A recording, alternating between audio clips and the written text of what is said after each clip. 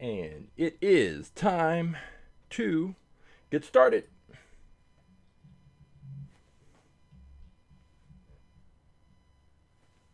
Anytime now.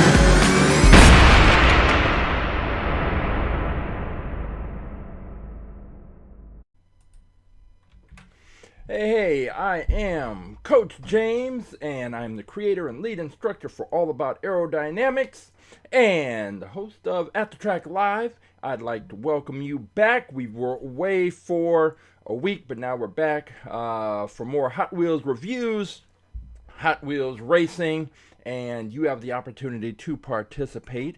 But before we get started with all that, I always like to say that All About Aerodynamics is a science program where I teach kindergarten through 6th grade students about a range of science and physics related topics, including, but not limited to, force, friction, aerodynamics, drag, lift, Isaac Newton and his 3 laws of motion, kinetic energy, potential energy, elastic force, and a range of science and physics topics.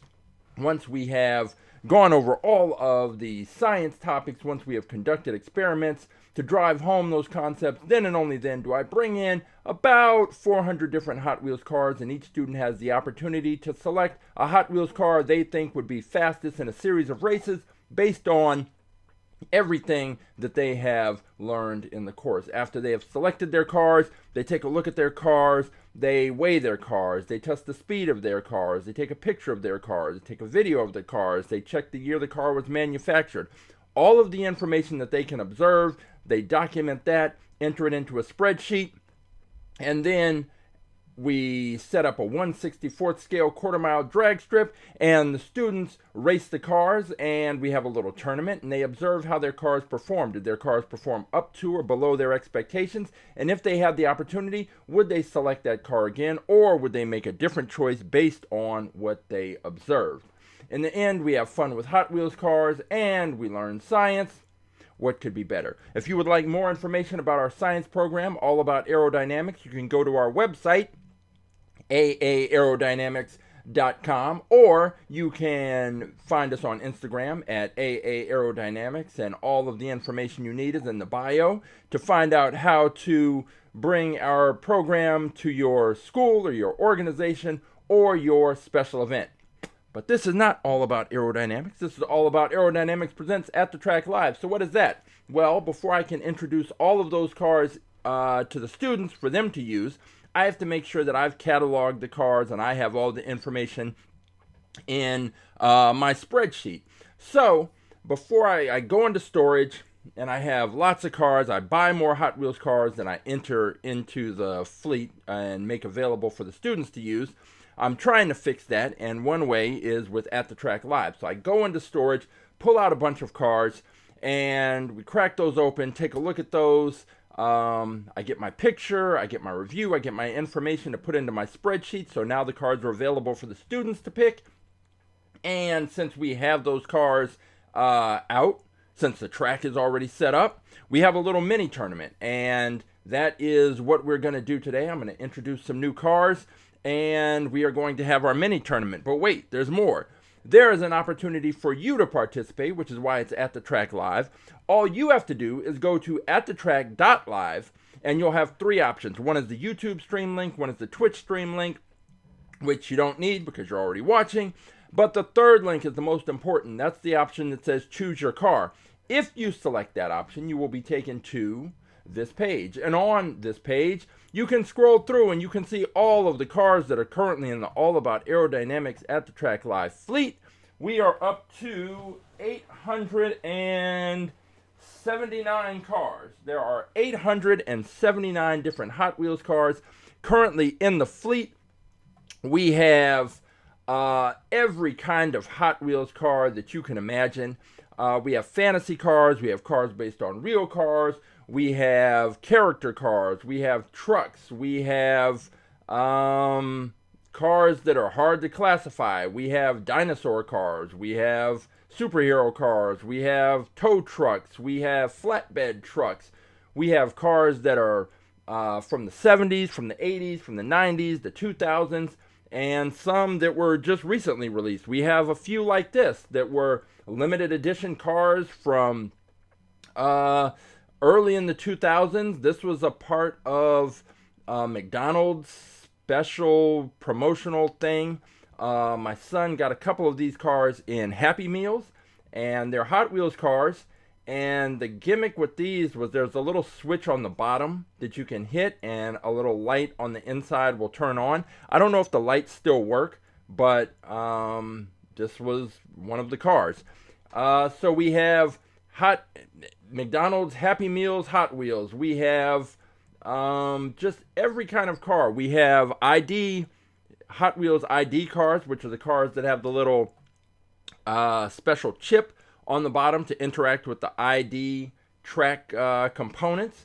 We have cars like this one. This is another car from the 80s that I had when I was a kid. It's metal on metal. It's part of a series, I believe it was called Crack Ups.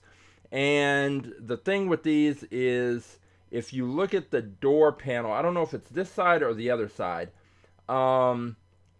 It's a normal Hot Wheels car, but then if you tap the doors or you smash another Hot Wheels car into the side of the door, it flips around, and then it looks like the car was in an accident and there's damage. So I have one that has the damage occurs in the front. This one, it happens on the side, either this side that we're looking at or the other side. And the other one is in the back. It's the rear ender, I believe. So we have cars like that. We've got this spider car thing, bug, tarantula, something, all kinds of cars. And anyway, all you have to do is go to this page, atthetrack.live, choose your car, scroll through, find the car that you would like to pick and race, and then take the number, drop that in the chat. I will look that car up, I will pull that car, and boom, just like that, you are entered into the tournament. So just like, hey, Christopher and Beyblade, let's see. So you would do exactly what Christopher's done. His car that he is going with today is car number 157. So I'm going to just write that down so that I can pull that later. And let's go ahead and take a look and see which car that happens to be. Scrolling through, I just finished updating this page this morning, and like I said, we have 879 cars, creeping our way up to 1,000. And when we get to 1,000, I'm going to add a second page. I don't know that it's necessarily the best idea to have to have 1,000 pictures on one page, but it's how it is. And like I said, when we get to 1,000, then I'll start a second page. But let's see. Okay, so 150. Okay, so he's going with this one, the F1 Racer, and this is, let me write this down. Okay. This is a car. There are a couple of versions of this car that we have, and the only difference is the color. And I try now not to have duplicate cars, but back then when I was first putting the cars in, there were duplicates that came in, and the F1 Racer is one of them, but this is the gold version. And there's not really a difference between this one and whichever one the other one is. But this is a car that's been picked by the students a few times. And I think that at least the other one, I know, and they're both the same, has done pretty well. And we'll take a look.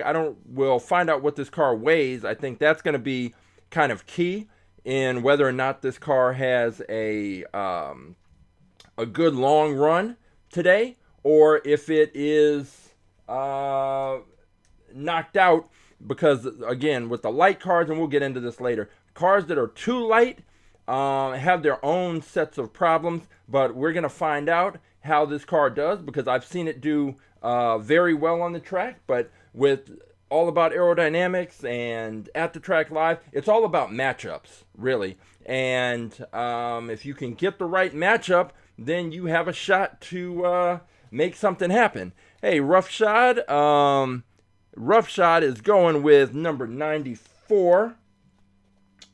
So let's go ahead and take a look at that one. And I will be pulling these cars later, but we are right now just taking a look. Let's see here. Car number 94. 94. Right here. Okay, the Ferrari 360 Modena. And let me bring that window back up. And this is the X-Racers car. And the X-Racers cars, the whole thing is that they have this clear plastic outer, clear plastic body. But even though they're different styles and shapes and types, X-Racers cars have a history of doing very well on our track. Our current fastest in fleet car, the BlitzSpeeder, is an X-Racers car.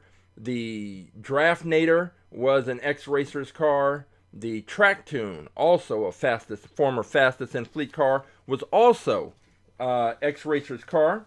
So we are looking at one more, and we're going to find out if this is going to be one that is going to continue with that tradition of the X-Racers cars doing well on the track.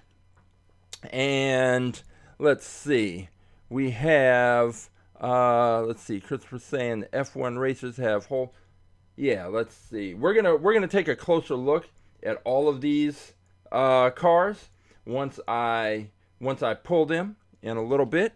And we are going to have, it looks like, already setting up for a good race, because that F1 racer, I think, like I said, I've seen students pick that car, and it's done very well. And really, like I said, it just comes down to matchups. Is it going to be matched up against a car that has an even better aerodynamic profile? With this Ferrari, we're going to see. It looks compact. I don't know what the weight is. I presume because it's plastic on metal, it'll probably be right in that range. I figure it's probably going to be low 30s, high 20s as far as the weight. And if it can hit that 32 gram mark, then that's going to be a solid car that the others are going to have to deal with. So we have some time. So if anyone else, if you want to pick a car, all you have to do is do what Christopher, do what Roughshod did, and find the car on this page that you would like to pick. Take the number of the car, drop that in the chat, and then a little later, I will pull that car, and we will take a look at those, and we will have our race. And one of the cars is going to come out of that race. It's going to be our champion of the day, and then it is going to have the opportunity to take on our fastest in fleet car, the BlitzSpeeder. The BlitzSpeeder is just dominant, and it has been dominant for a while. Let me get it in focus. Be respectful of the champ. And the BlitzSpeeder has just everything that you want in a car on our particular track. If you haven't seen an At the Track Live race before, we use a flat drag track. It is not a gravity track. And so there's different things that come into play and different things that you want to consider. And when we're talking about the aerodynamic profile, how a car is able to reduce the impact of drag and friction on our track, those are two keys. If cars can reduce the impact of those two, then it's a pretty good chance that that car is going to perform well. And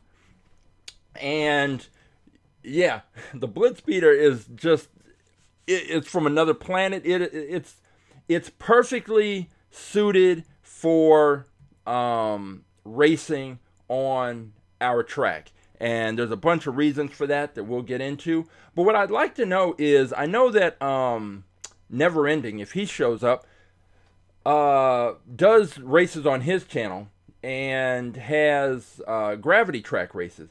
I would like to see and know how the BlitzSpeeder, if he has a BlitzSpeeder, how the BlitzSpeeder does on gravity track. Is it still as dominant, or is it just that it's best suited for our track? So I'm kind of curious if that is, like, if the BlitzSpeeder is only fast on this style of track, or if it's also fast on gravity track.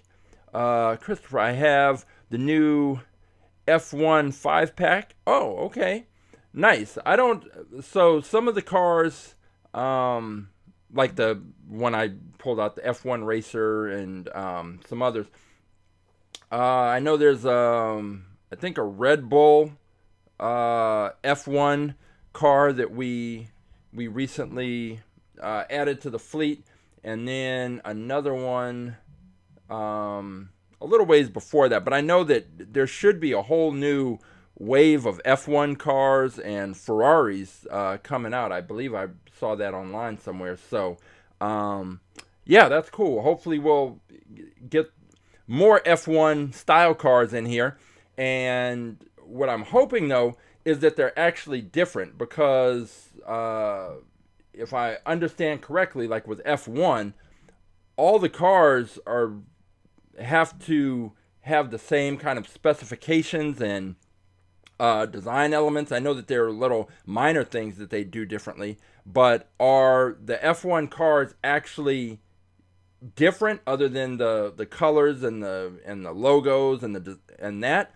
Is there anything physically different about the cars, or are they all the same car just with different logos and colors? I'll be curious to find that out. And Christopher, you can tell me, are the cars in your 5-pack, are the cars different, or is it just the colors and designs? So yeah, and the Ferraris, I've seen some online, and hopefully, it might be one of those situations where, like, I don't go into the stores. I've seen people online, like the hardcore collectors, who go into the stores and they're waiting there for the people to bring the boxes out of the back and crack those open, like right there in the aisle. I don't do all that because I'm not really looking for any kind of super treasure hunt cars or special cars. So every once in a while I'll go into a store and get lucky, and I'll go into the store right after they've stocked the shelves and find some cars that I haven't seen before. But for the most part, I'm hoping that these Ferraris, that there are a lot of them out there, that they won't be too hard to find, because I'd prefer not to overpay for the cars. But speaking of overpaying for cars, so we weren't here last week because of the 4th of July holiday and all of that, and I hope everyone had a good weekend. Whether I know that at least Christopher is in Canada, and there's people from other countries. Hope you had a good weekend. But I was on a big vacation, and it doesn't matter where I am. If I go into a store and it turns out they have a toy aisle, I'm going to look and see if they have Hot Wheels, and it turns out I found some Hot Wheels. So I was in Costa Rica and went into a store and went down one of the aisles, and it was a supermarket. Boom, they had Hot Wheels. And so I started looking through, and I didn't even check the pricing on the cars, because I was just looking at the cars, and they were all cars that I already had. So there wasn't much I mean, there wasn't anything that was worth picking up because it was all, all cars that I had. But what I did see was they had some other 1/64 scale die-cast cars, and I had to pick these up because they were basically, not basically, they're from China. I hadn't seen them necessarily here in my area, but they probably exist. But they were just knockoff Hot Wheels cars, bootleg Hot Wheels cars, if you will, and I will show you an example here. So this is the Flash Racing Limiting Velocity die-cast metal car, and I looked at it and I was like, yeah, that's familiar. And this is familiar because we have the Hot Wheels version here. This is the Ollie Racer. So here's the Hot Wheels car, and here is the Flash Racing Limiting Velocity version. And usually I stick to only Hot Wheels cars because when my son and I used to race the cars, we had these cheap kind of knockoff cars from China. Not that, I mean, all these cars are made in China or somewhere. But there were these cheap Chinese cars, and they were so fast on the track because they were constructed. They were pretty cheap. There was like no metal involved. And we just decided we're going to stick to Hot Wheels cars and some Matchbox, but not introduce these other kind of off-brand cars. But this was too good to resist because it's clearly, I mean, we're going to crack this open and take a closer look, but they clearly just completely and totally ripped this off. And what we're going to do is we're going to have a showdown. We're going to have a showdown with the Costa Rican knockoff versus the actual Hot Wheels car. But this was not the only one. This was not the only one. So we have this one. Then we have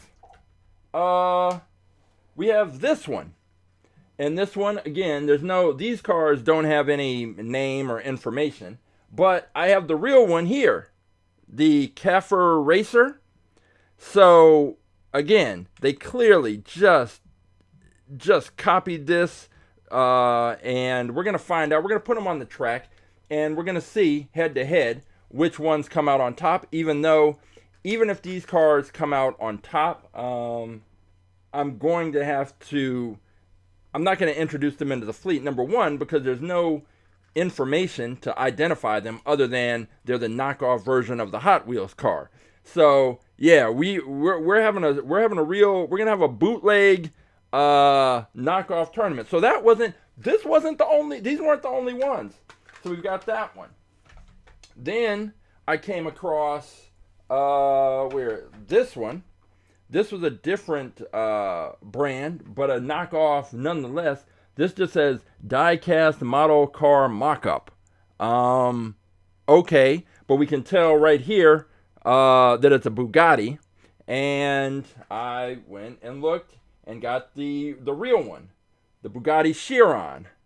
And they just knocked it off and put some different colors on it, but it's the same car. So we've got that.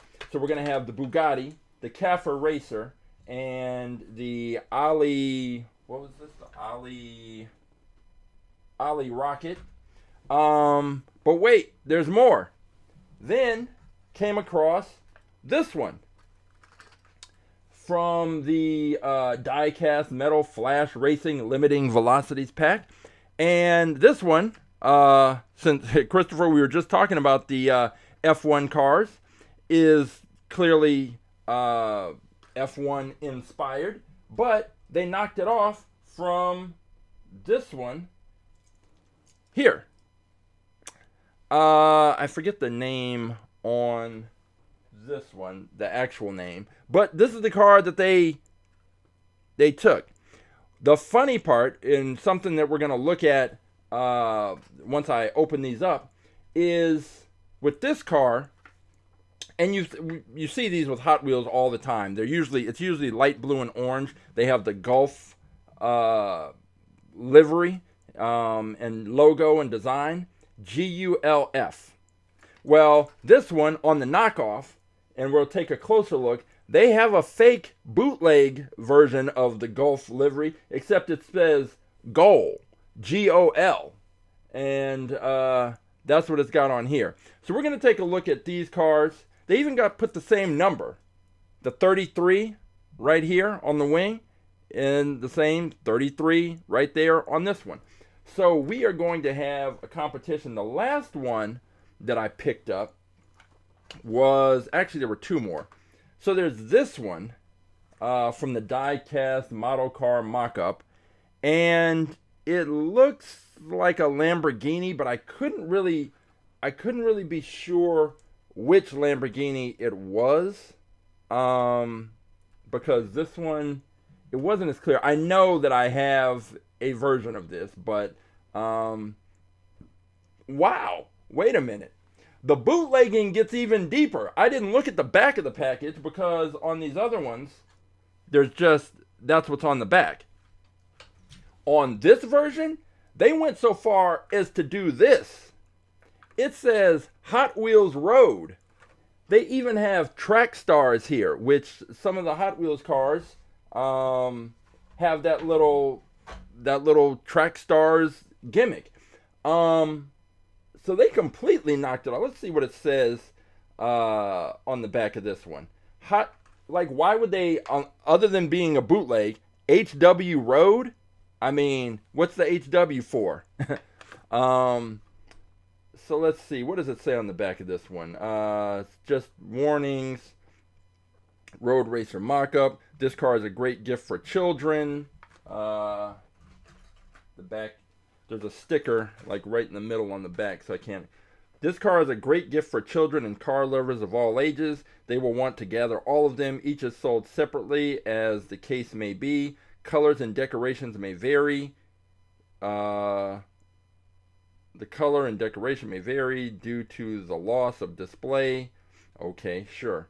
There are more than 10 types of road speed racing cars in total. Although they are small in size, they have different shapes, exquisite in workmanship and lifelike in style. They also have a lot of weight in their hands. They are popular with car model enthusiasts and have many collectors. It should be noted that the baby does not use batteries.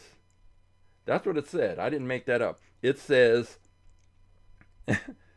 it should be noted, the baby does not use batteries, cannot be remotely controlled, and has rebound effect.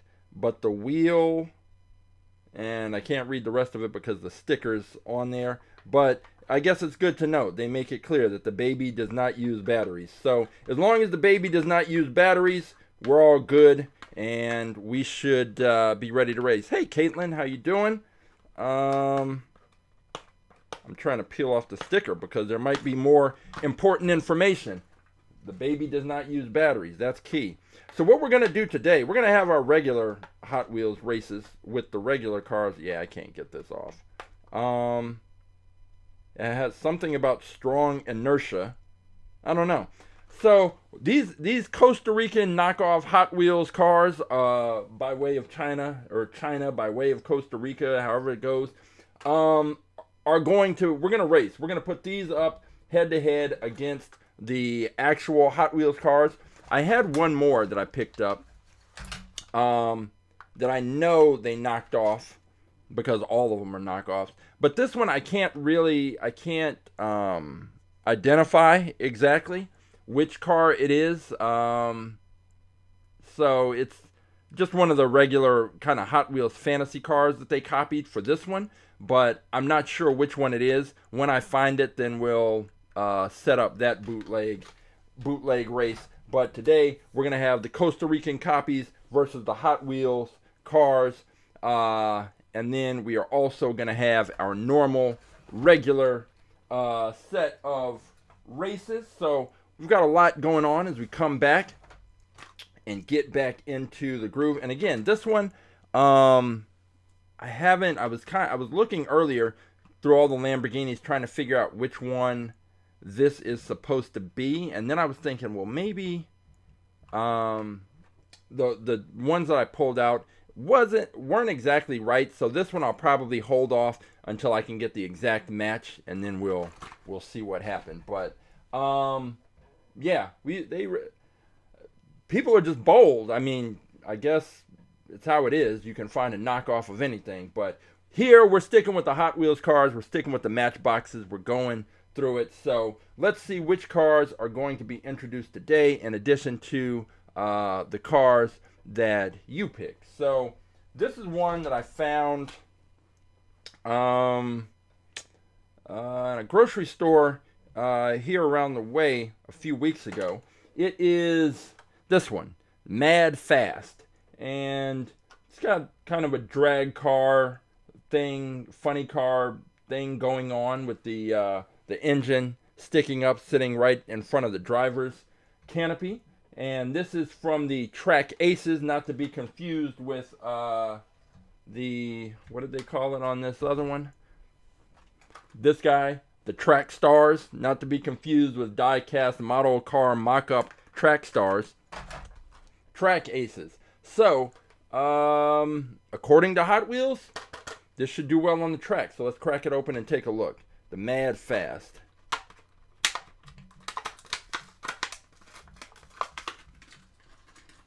Alright. So this one is weighing in. We already know the BlitzSpeeder weighs in at 32.4 grams. The Madfast is coming in at, let me let the scale reset to 0. Madfast is coming in at 27 grams, and this is a long car. Let's go ahead and take a look at this one. The Madfast, and let's see, I'll go ahead and see if I can get the video without this camera overheating, which has sort of been a ongoing issue.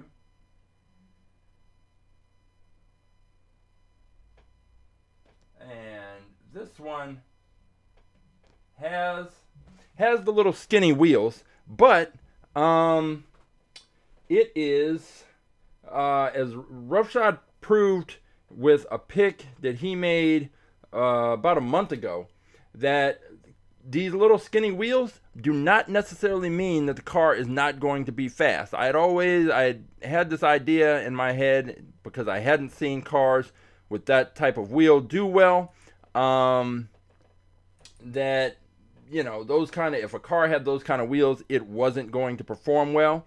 But the car that he picked performed like well, went deep into our tournament of champions, which if you want to go back and see, we pulled out all of the Hot Wheels cars that had ever won one of our At the Track Live tournaments, and we had a tournament of champions. But then there were some other cars that viewers picked, and one of them was Roughshod. I think it was the Formula Solar, and it had these skinny little wheels. It was fast. It was really fast. So these skinny wheels are not necessarily disqualifying. And what I like about this car is that even though it's open wheel, it does have this little barrier right here to protect the wheels just in case it crashes. I don't know that this engine block is going to do anything to help the car. If this was not there, this car might have a pretty good shot. It still might, but it's going to be a question. Yeah, that motor, you just can't afford, especially oh yeah, the salt shaker also, yes, definitely. Thank you, Christopher. Christopher is right. The salt shaker had those little skinny wheels. Did pretty well. We've seen the salt shaker, but the salt shaker had some other issues in terms of these engines that were on the side that were probably slowing it down just enough. And I think with all of these cars. With the BlitzSpeeder, there is nothing to impede and stop the airflow. With a car like this engine is going to, there's going to be some drag and some issues with the air hitting this. It's just a matter of how much that impacts the car's speed. But when you start getting to those high level races, like the BlitzSpeeder, the Draftnator, the Gazella R, you really can't afford to have any issues or anything that's going to prevent your car from performing at its maximum ability. So that is something to look out for. Oh, and thank you, Christopher. That car, that knockoff car, this one, the one, it's, thank you for reminding. It's the Indy Oval, and yeah, that is the one. That is the one that they copied, and we will see how that performs. But first, let me get my picture of the Madfast. Hey, Keegan, how you doing? We will take a look at your pick as soon as I get this picture taken of the Madfast, which is now car number 880. Our 880th car. Let me see, the manufacturing year is not listed, so I will have to look that up. But that is our first entry of the day, our first sort of official entry. But we have other cars that are being picked, so let's go and see which car Keegan's picked. 351. We are looking for the, right here, Ford GT. Okay, so we had a Ford GT. Oh, this is the 2017 Ford GT. Let's take a closer look. Solid pick. And we had a Ford GT a couple of weeks ago. That did very well. So let me write this down for Keegan. This is car number 351. I will be pulling these cars in just a little bit, and we will take a look at these. And I have the GT40s. I have a bunch of those. I pick those up all the time. The Ford GTs. Any excuse I can have to get a Ford GT in the fleet, I take it. So whether that means, oh, well, these wheels are different, let's put it in the fleet. Oh, this one has a wing, let's put it in the fleet. I love the design of these cars. And it's funny, there's a Ford dealer down the street, and a few years back they had the Ford GT40, the Golf version, in their lobby. It was I guess doing a tour of different Ford dealerships. So they had it in there, and I stood next to it, and it turns out, if what they told me was correct, that it's the GT40 because it is 40 inches tall, and that's not very tall.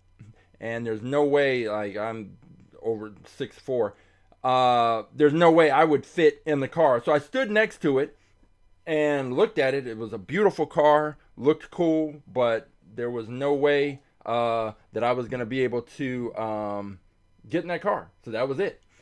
All right, Never Ending. Cool. Okay, so let's see. Never Ending is saying that he changed his channel's name, Hot Wheels Racing Simulator. Okay, we'll note that. Everybody should check out his page. And Never Ending, I don't know if you were on earlier when I said this, but I mentioned, I was talking about your channel, and you do gravity races, and I wanted to know, have you raced BlitzSpeeder on your track? And if so, how did it do? Because I'm kind of curious if the BlitzSpeeder does as well on gravity tracks as it does on our drag track. So if you have one, if you have raced it, I'd be curious to know. And if there's a a video on your channel of the BlitzSpeeder in one of the races, then definitely let us know,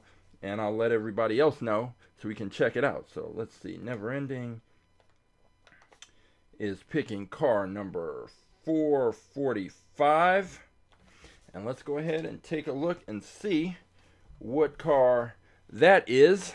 And we are set up for a good series of races. We've got the Costa Rican copy races. We've got the regular races, and let's see, 445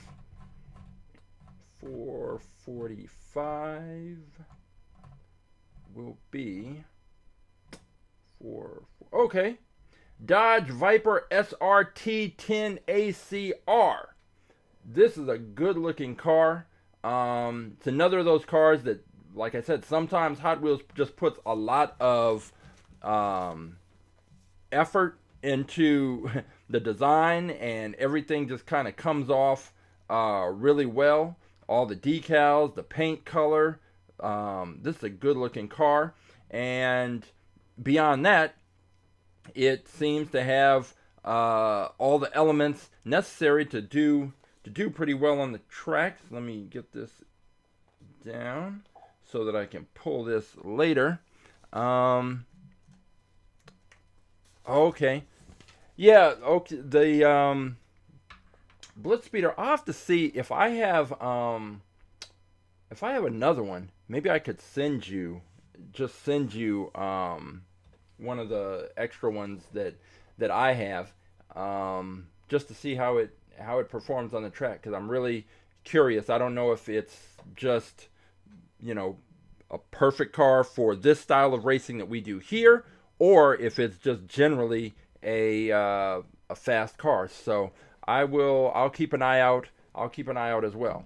All right, so we have this Dodge Viper SRT10 ACR.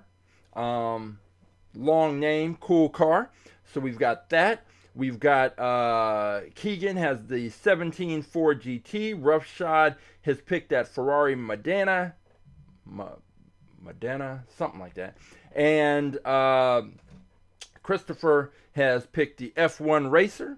We still have time, so if anyone else has cars that there we go. Okay, Caitlin has her pick in. She is going with car number 860, which will be a car that has recently been introduced into the fleet. 860. That's pretty recent. Let's see. 860 is the Lamborghini Huracan Sterrato. This one. And it's funny because I was looking at this one when I was trying to figure out which car matched up with this bootleg car, and that was one of the ones I was like, well, maybe it is, and they're a little different, so I'm still trying to find a closer match to their bootleg, but this is one that will be in the mix. So let's see, car number 860, Lambo Sterrato, and that is Caitlin's pick. So now we are got the cars lined up. I'm gonna see if I have any more. Let's see that we can introduce that I've picked up, because I still need to get cars into the fleet and out of storage and into the fleet. That's ultimately the goal. We are going to introduce let's see. Oh, okay, so Beyblade is saying that another BlitzSpeeder is coming out later this year as a mainline car. So that's good. So Never Ending, don't overpay. Just wait for a BlitzSpeeder to show up at the regular price. All right, here's another one. This is a little tuned something. This is the Nissan Skyline 2000 GTR. Liberty Walk edition, and I just need to double check and make sure that I don't have this in there. This car is, I know we have a regular Nissan Skyline, but I just want to make sure, because I no longer want to have duplicate cars in the fleet. We have a Nissan Skyline 2000 GTR Liberty Walk, but we're going to need to check because I don't know if it's the same version. So let's go. It's car number 816. Let's see if it was this or if it was the real version. Car 816. And no. So we have this one, which is the regular version. And now we'll have its tuned up counterpart, which is this one. So I'll have to make some kind of designation or differentiation, something. So let's go ahead and crack this open and take a look.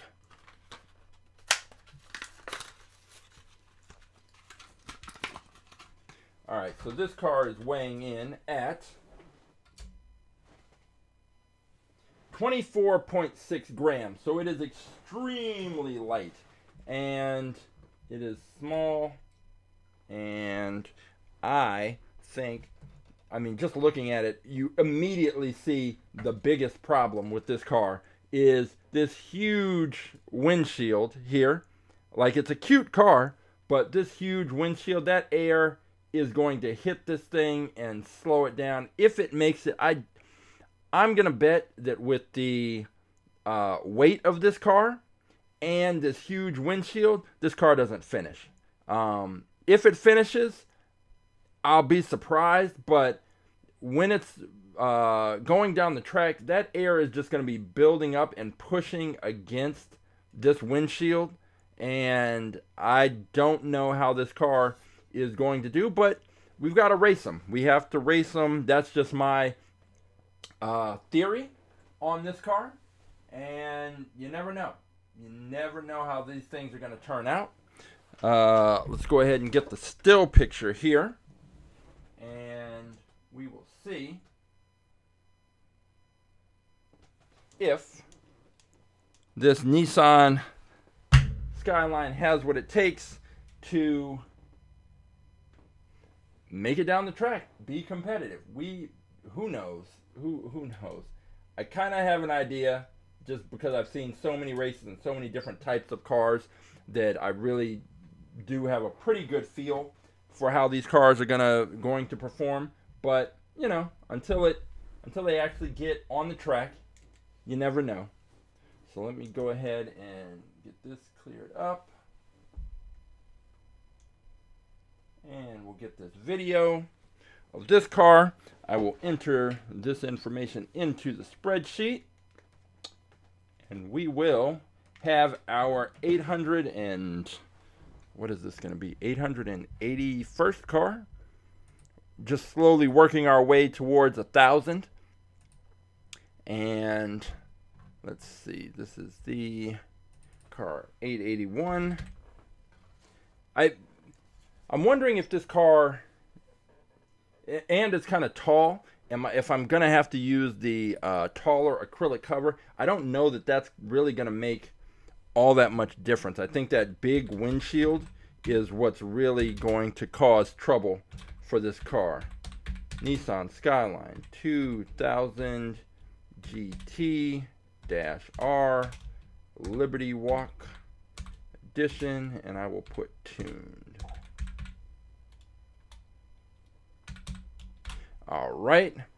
I don't know. I haven't figured out a plan for when we hit 1,000. That would be kind of crazy. I mean, obviously I know that I have more than 1,000 cars, but it's the process of just cataloging the cars is the thing that is kind of the time consuming part. And I am proud that I stuck with it and did it, because this wouldn't be possible. We wouldn't be able to do this and have the same kind of interaction if I hadn't gone through and numbered and organized those cars. It would just be, I don't even know how this would work otherwise. So it's like a lot of stuff. It's no fun doing it, but once it's done, you're glad you did it. So we've got this Nissan Liberty Walk Tooned car, which I'm definitely going to put this car into the Wind Tunnel on Wednesday, which is another program we have, Wind Tunnel Wednesdays, where we take Hot Wheels cars and put them into the Winsable, the Funtech Labs 1/64 scale wind tunnel. And I have information. I got information from them that the little dyno that they made, so the cars sit on it. There's rollers on the front, rollers in the back, and I believe it's a USB charge. So it fits into the wind tunnel. So we'll be able to put the cars on this dyno and turn it on, and the wheels will be moving. But most importantly, it'll lift the cars up so that in the wind tunnel there are 5 air streams. But really, because Hot Wheels cars tend to sit so low, we usually are only seeing 2 of the air streams, if that, interact with the car. But now with this device, it will raise them up, and we should get better views and results in the wind tunnel. So the shipping, it's coming from China, I believe. And so it's one of those things where you get sort of a tracking number, but it's kind of strange, and you don't get any details until it gets to, at least here, until it gets to post office near me. So right now, every time I've checked this last week, it just says shipping in transit, and it says China, and then it says like the destination, but no information. So hopefully by this Wednesday, it will have arrived, and we'll be able to have sort of a new look at the Hot Wheels cars inside the wind tunnel. Wind Tunnel Wednesdays, every Wednesday, 4 p.m. Pacific. All right, so we have the Madfast, we have the Liberty Walk, Nissan Skyline, and we have at least 5 picks from viewers. I would, you know what, Christopher? That's funny that you mentioned that. The search bar, I've talked about that in the past. So the company that I use to host the website, Squarespace, it's pretty good. They're pretty good as far as the options that they offer. But the one area where they have really dropped the ball is with the search bar. And their search function doesn't work. And I've been on forums, sent in customer service things, tried to find workarounds. It just doesn't work. And people have complained about it and been complaining about it for years, and they just don't seem particularly interested in fixing it. So what happens is I had the search bar on there, and when people would search, no results would come up, so that you could put in Ferrari. And we have a bunch of Ferraris, but nothing would show up. And so it didn't work, and it's the one, and I haven't found a way to work around it. I'm hoping, but after all this time, I just don't expect them to fix it. So I would love to have a search bar. It would make it a lot easier for everyone, but right now, unfortunately, there is no search bar. So if you do know a specific car that you're looking for, just send me a DM or an email or leave a comment, and I'll look the car up, because I have the spreadsheet, so I can always just look that up.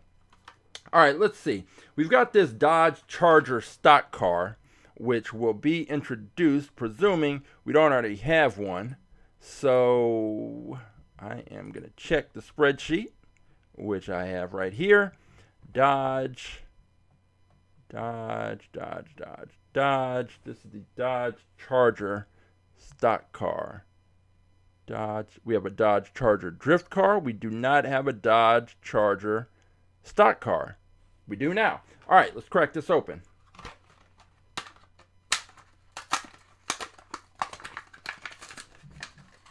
All right, this one. Let's see what this one weighs. Weighing in at 31.8 grams, so it's just a little outside of what we consider the sweet spot, which is between 32 and 36 grams. So let's go ahead, switch over here to this view and take a look at the Dodge stock car. Get this here, and that is all we need there. All right, so now we have car number 882. I'm surprised this isn't in there, but Dodge Charger stock car. And we are, yeah.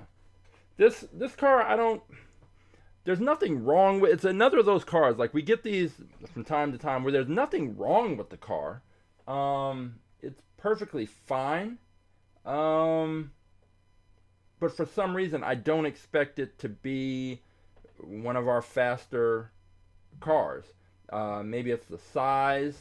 But it's a longer car, but it doesn't weigh that much. So it's hard to tell. It's not too narrow. There's no reason for me to think that this car won't do well, but for some reason I don't think this car will do that well. I think it'll be one of those cars that's just okay. And sometimes there's nothing wrong with being okay, but if you're trying to win on our track, okay is not good enough. But we are going to see, and we're going to find out if this car is going to be one of our surprises. We have some sleeper cars. So here we go. What year was this manufactured? This is 2012. And we are now pretty deep. I guess considering we have the Costa Rican copy races to run, that I shouldn't stack up too many because I still need to pull those other cars. I am just gonna check and see. Here's one that I pulled out of storage, the Monta Racer, which I believe we already have one. Yep, we already have one in there. This is probably a good solid car to pick if someone wants to pick it. But it's already in there. It's car number 170. So this will be a prize car for some student. We have this one, the Roadster Bite, fantasy car, kind of sleek. Does it have? Oh, the Track Stars. Guess what? So this is the official Track Stars designation, and then on the other car, this is the fake Track Stars designation. So real, fake. But let's see. Do we have a Roadster Bite? If we don't, yep, we have a Roadster Bite. It is car number 659. So this is also a prize car. And yeah, I think that Dodge, that stock car, is definitely kind of NASCAR inspired. Let me see. Do I have one more car that I can introduce? How about we have this 67 Camaro. Do we already have one of those in the fleet? 65 Buick Riviera, 68, 67. We have a 67 Chevy, 67 Ford, and we do not have this one. Okay, so this is going to be our final new car introduced. Then I'm going to pull the cars that the viewers have picked, And then I am going to, we're going to take a quick look at in detail of these knockoff cars. And then we're going to hit the track and have a pretty extensive set of races today. So let me crack this one open, the 67 Camaro.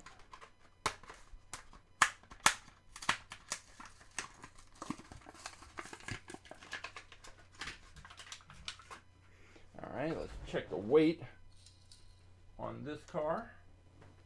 And this weighs in at 30.3 grams. And this is a cool looking car with a lot of detail.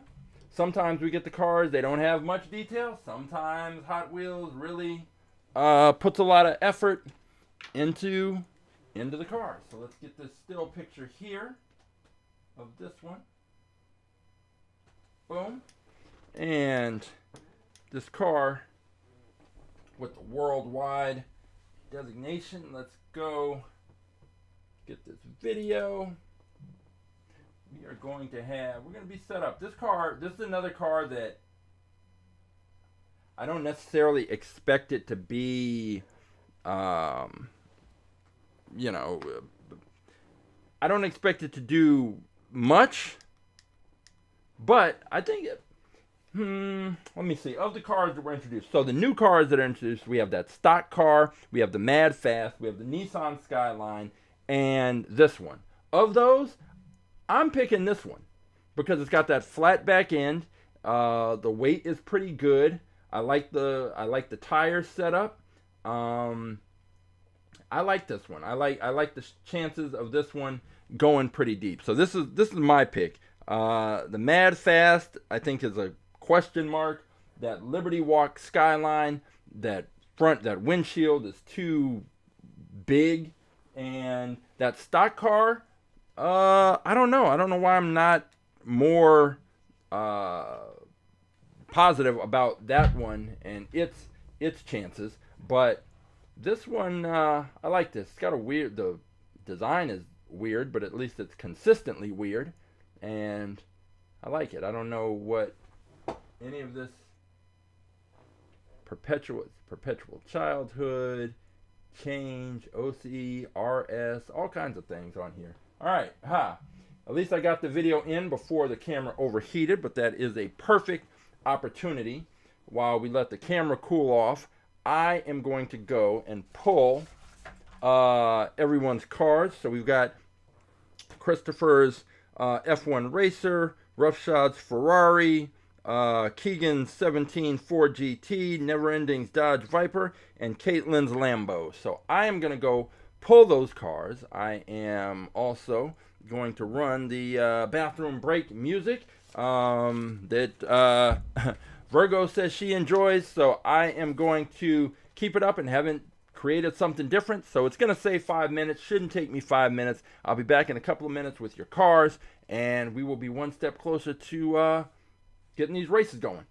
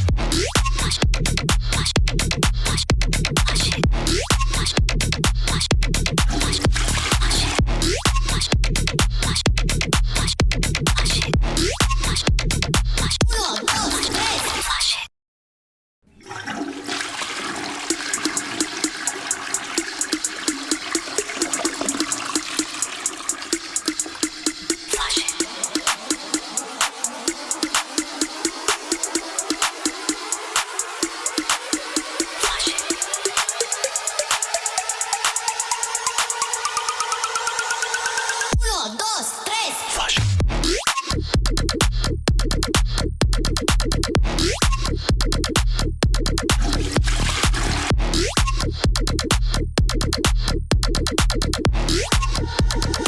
Uno, dos, tres. Flash. Uno, dos, tres.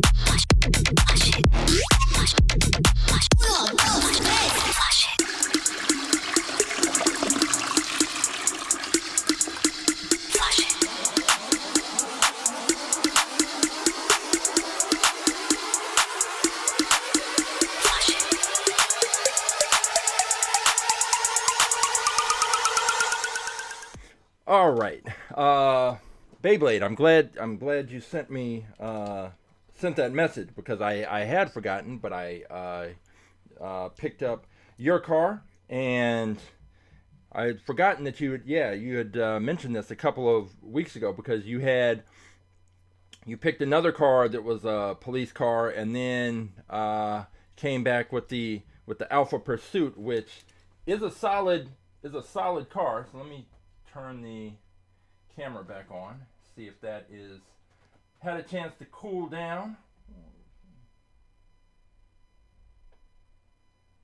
And it appears that it has, so we can take a look at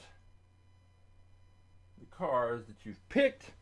All right, so let's start off with the Alpha Pursuit. Beyblades.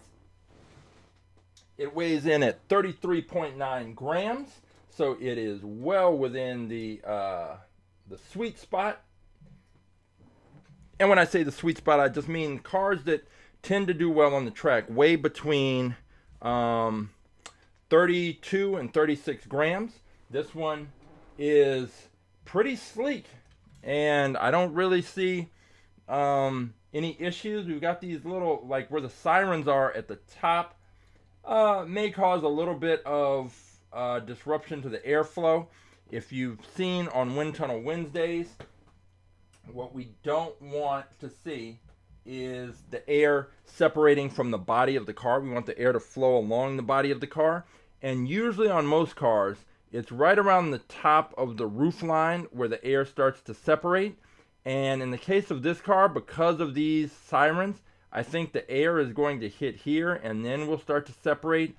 It creates an area of lower pressure, which ends up working against the car's forward momentum. But we'll see what happens. So we've got the Alpha Pursuit that is ready to go. We have Roughshods picked this Ferrari Modena, and it's weighing in at 33.6 grams, so another one that is right in the sweet spot. And this one might be, if I have to, I think there's two cars that I'm kind of curious about. This is definitely one of them, because it's compact size, it's wide, so that's good. That means it's not going to bounce around the track a lot. I like the wide tires. It's plastic body on a metal base. This might be the car. The back end is flat, so this car, there's nothing really impeding the airflow. Everything is just a smooth kind of line from the hood to the windshield to the roof to the back of the car. There's not really a area where from the roof to the back of the car where it dips down, because then we do see air kind of break off from the body of the car. That's not the case here. So this car should do well. It's kind of in that long line of of compact cars. And yeah, the windows are open on the sides here, but the good news is that there's a windshield here, so I don't know how much this may impact the car, if any air gets kind of trapped in there, but should do pretty well. All right, so we've got that Ferrari. Next up, we have Never Ending's Dodge Viper. Let's see how much this weighs. 30, 39 grams, so just outside of the kind of sweet spot area. But this is a good looking car, and back end looks to be pretty flat. You've got that wing. It's got a little bit of a curve to it, but it should still get a pretty solid launch. I'm not 100% confident in it just because of the curve of the wing, but otherwise, I don't see anything wrong with this car. I don't see why it shouldn't be, performing well on the track. Looks pretty good, pretty solid pick, and we are going to find out if that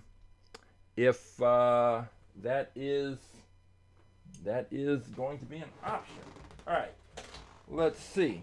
We are going to check out Caitlin's Lamborghini Huracan Sterrato. This one was recently introduced to the fleet. So it would have raced probably about 2 months ago. Weighs in at 27.1 grams. So this is a very light car. Very light. We already know that the Lamborghinis have an excellent aerodynamic profile. So there's no reason that this car shouldn't do well. But that weight, the weight is tough because with cars that are light, drag ends up slowing them down toward the back end of the track. And we'll know if that's the case if during the race it starts to look like this car slows down and the other car speeds up. That's usually the best indication that one of the forces has been working against the cars. And with lighter cars, tends to be drag. But because the Lamborghini, because this has such a great aerodynamic profile, maybe it can reduce the impact of the drag, and that won't be as big of a factor. Christopher Ford friends. Yeah, I would love to participate in the STEM Saturday. I wish that some of the libraries around here had things like that. But because I'm here in LA, it's like that's a long ways away. So if it was closer, something that I would definitely like to participate in. But unfortunately, it's just too far away. Let's see. We have the Keegan's 2017 Ford GT weighing in at 36.2 grams. So it is it's right at the top end of the sweet spot. And this is another car that there's nothing wrong. Now, what I will say, this area here, these areas on either side of the car, in the real version of this car, this is open and it passes through to the back. So it's all these things are to direct the airflow. Even these openings here on the real car, it's all to direct the airflow. With this one, the air will be directed this way, but once it hits this area and goes into that little pocket, there's not really anywhere for the air to escape. So then this will end up acting as kind of not really a parachute, but something like what we saw with the salt shaker and those little turbine engines. The air is going to go in there and get trapped, and it's going to work against this car's forward momentum. The question is how much, and how much is that really going to matter and impact this car? But it's something we see with the supercars and the hypercars, is that the real versions have openings so that this airflow can continue. The Hot Wheels versions don't always have that. It just traps the air in there, and if it does, it's going to slow it down. But the question is, how much is it going to slow it down? And in some of these races, they're pretty close, and something like that could make the difference. So next up is Christopher's F1 Racer. Let me check the weight on this one. Comes in at 29.8 grams, so just under that, just underneath the sweet spot. And we're taking a look here. We've got this F1 Racer. There's no reason why this car, like I said, I've seen the other one do well. The back end is very good. It's got this flat part. This is a little unusual, but these two flat pieces are going to press right up against the launching block, and that should give it a good solid push out of the blocks. And other than that, there's nothing to really impede the airflow. So this car there's no reason why this car shouldn't do well. So I'll be curious to see exactly how well it actually does. So those are our viewer pick cars. And then of course we are gonna have the Costa Rican copy, the bootleg challenge. So here's the car that I was talking about earlier with the that is the bootleg version. They took the Gulf logo and just put goal. This is the real version on the Indy Oval car right here. So let's just check. Usually the difference with these knockoff cars, it's a matter of weight. So the knockoff car weighs, see, this is what I'm talking about. The knockoff car weighs 17.6 grams. The real version weighs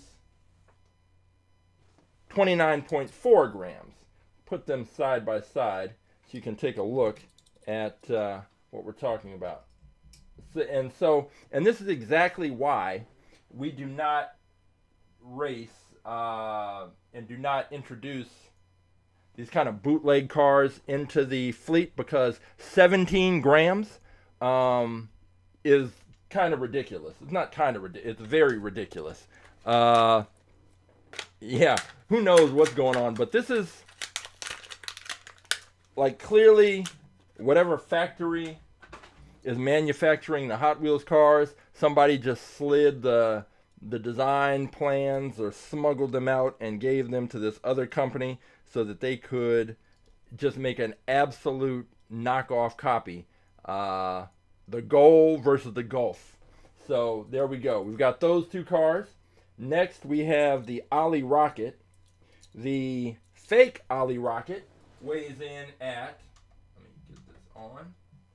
Fake Ollie Rocket weighs in at 21.3 grams. The real Ollie Rocket, 30.4 grams. So let's look at those two copies side by side. This is the real one. This is the fake.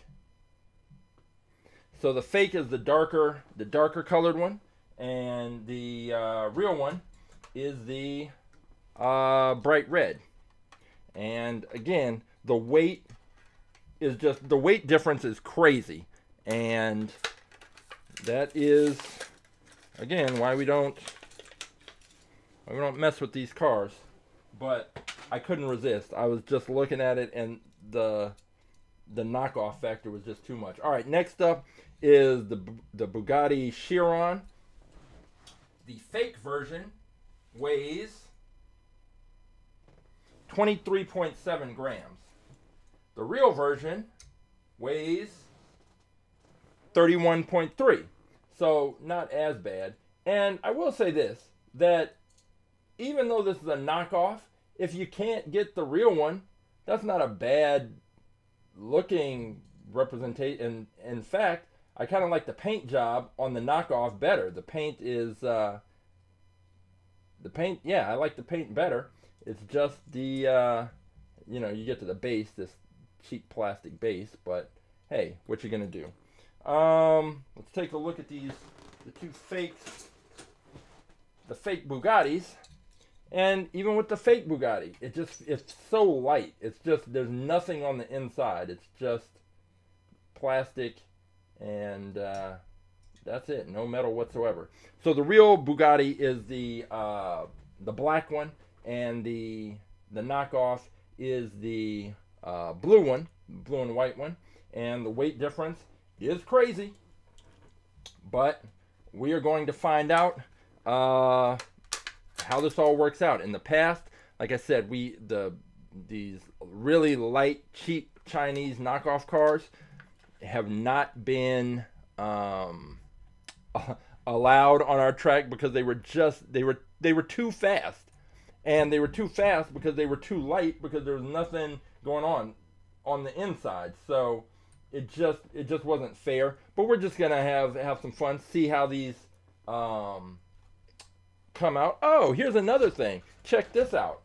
On the fake version, they even went so far as to have a fake Hot Wheels logo right here. Look, right. Let me get it in focus. Right there, a little fake Hot Wheels logo. Right there on the back end. So they went all out. They went all out with their fakery, and it's pretty wild. But I think on one of these I zoomed in to see what it said, and it didn't say anything of note. But on this next one, they also faked the logo, because I've seen the real logo. And this is on the Caffer Racer. So the fake Caffer Racer weighs in at 19.9 grams. That is this one. The real one weighs in at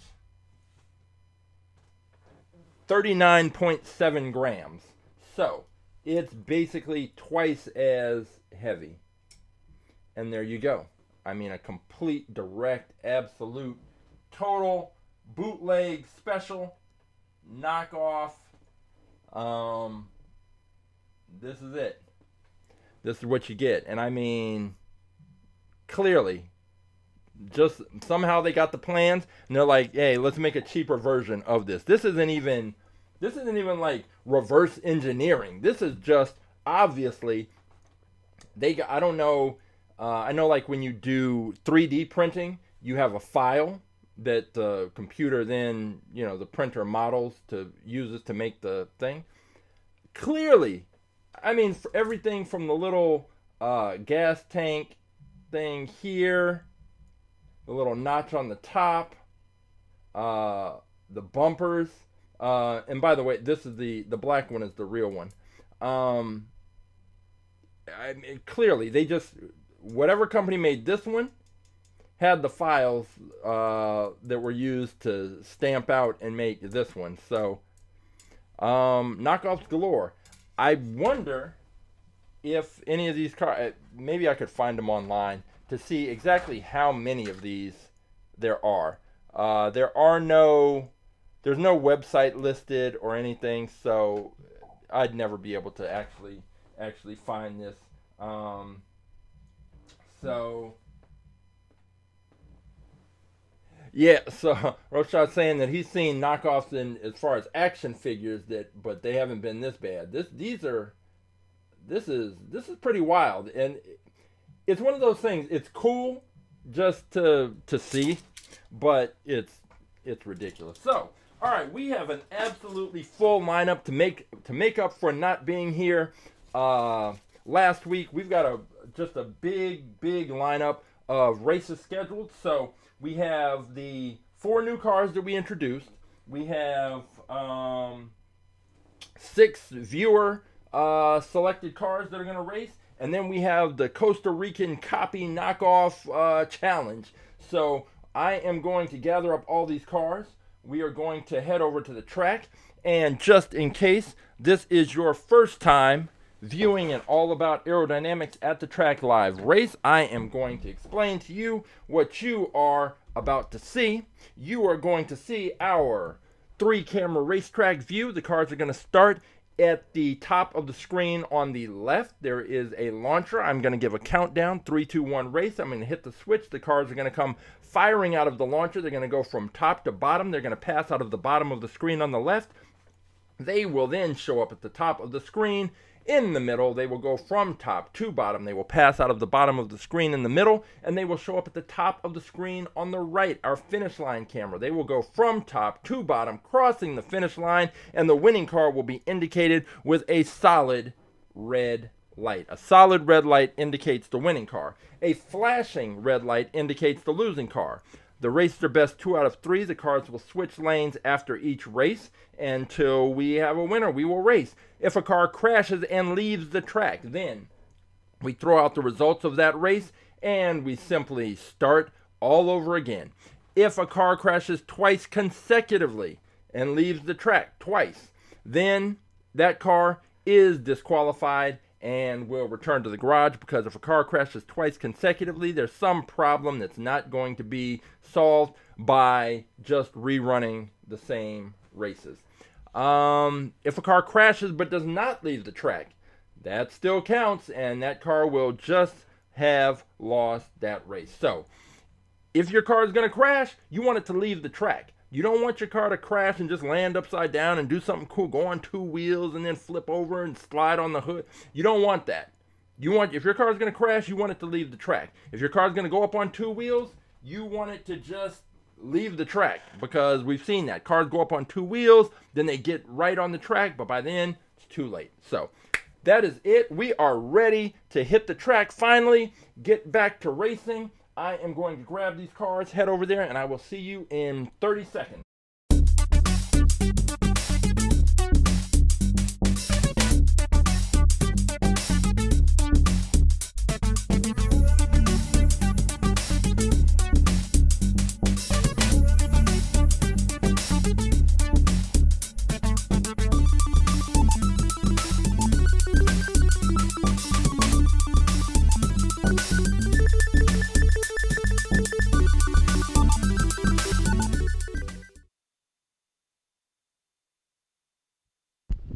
Okay, looks like we are all set up and ready to go. I just have to double check, as I always do.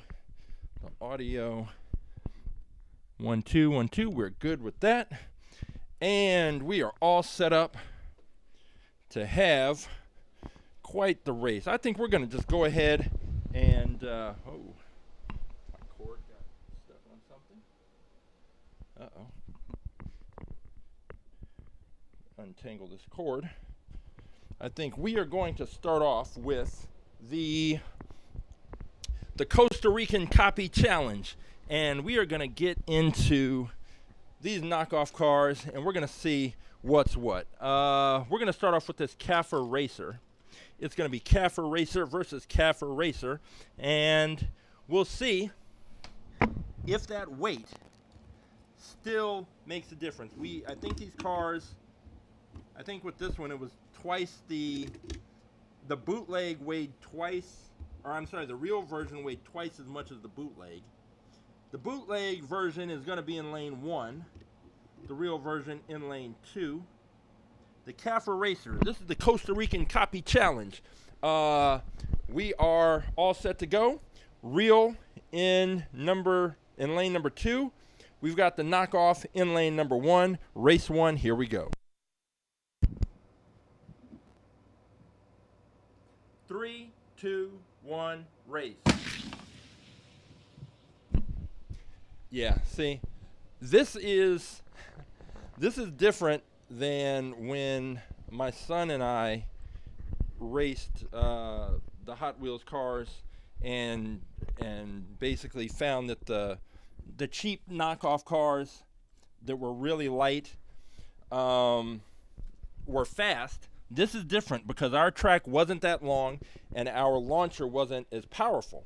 And as I mentioned before, the faster an object moves through the air, the more drag can impact it. So with these lighter cars, drag is going to have an impact. And because they're coming out of the launcher so much faster, we're going to see how they will probably tend to slow down toward the back end of the track. They can come out fast, but they won't be able to maintain that speed all the way through the end of the track.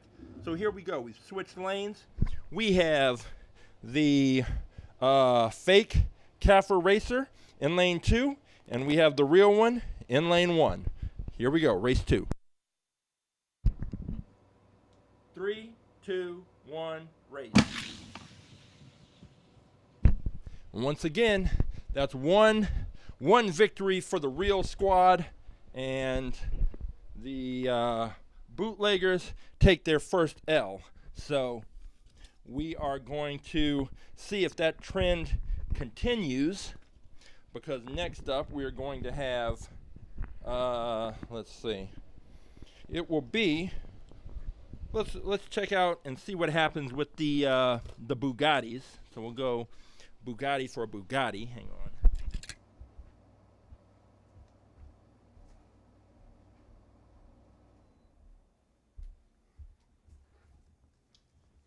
Okay.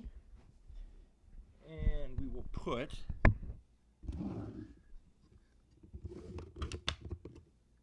the real Bugatti Chiron in lane number 2. And the fake Bugatti Chiron, Bizarro Chiron, in lane number 1. Here we go, race number 1. Fake in lane 1, real in lane 2. Bugatti Chiron showdown. Here we go. 3, 2, 1, race.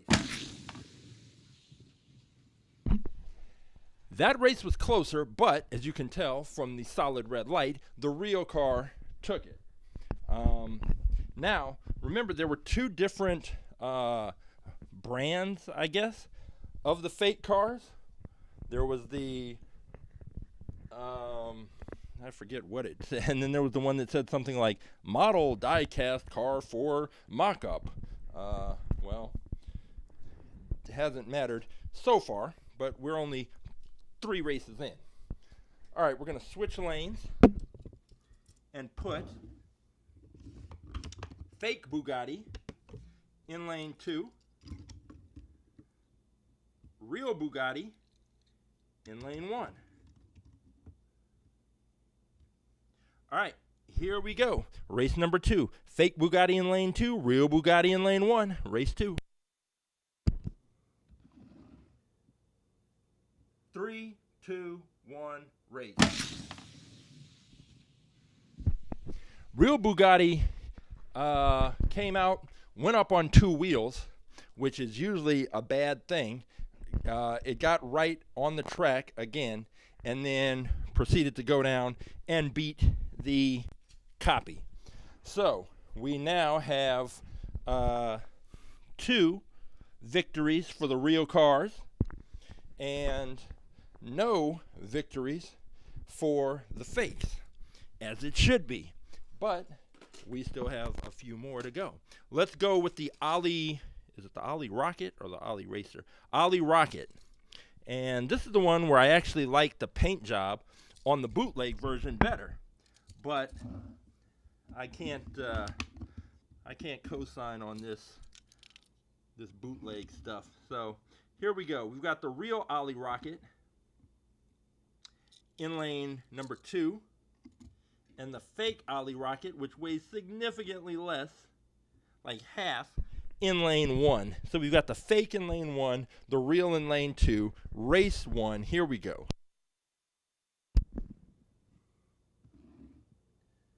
Three, 2, 1, race. And once again, the real car takes the victory. I'm telling you that there's, with this track, with this type of track, this style of track, having a light car is not the advantage that you would kind of think it is when you initially start to think about what kind of cars will do well. And there's a reason there's a sweet spot, because a car that is too light, that drag is going to impact it. It's going to slow down, and that's going to be a wrap on that car's racing day very quickly. And we have seen these Hot Wheels cars absolutely destroy the bootleg cars. But there's still more races to go. So we have the bootleg version in lane 2. We have the real version in lane 1. You can get the bootleg car, doesn't want to cooperate. Alright, we've got the bootleg in lane 2.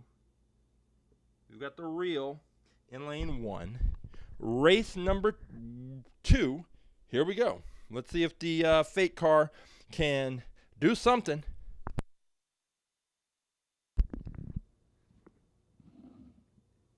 Three, two, one, race.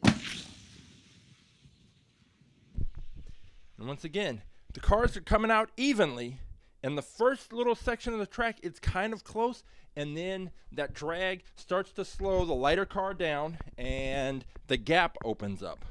And that's just how it is. These cars are finishing the race, but they're not anywhere close to the Hot Wheels cars.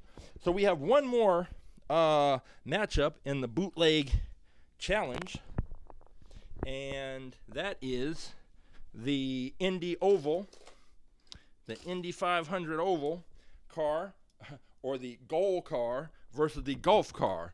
Goal versus Golf. We are going to find out now if there is any hope. This is the last hope for the bootleg, for the Costa Rican bootlegs. This is it. Their last opportunity to shine.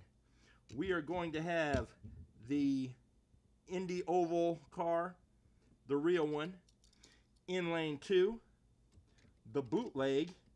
We've got a bootleg issue. The bootleg car has these weird things on the wheels, and they stick out too much, and it actually can't, the wheels cannot, it cannot fit into the launcher. The bootleg version, they didn't match the specs quite enough, and it is about, yeah, it's just too wide. It will not fit into the launcher, so we will not get to see how the Goal matches up against the Golf car. So I think that we would be safe, based on everything that we observed, in figuring that the results would be similar to what we saw with the other cars, where the light bootleg cars just could not keep up with the Hot Wheels versions.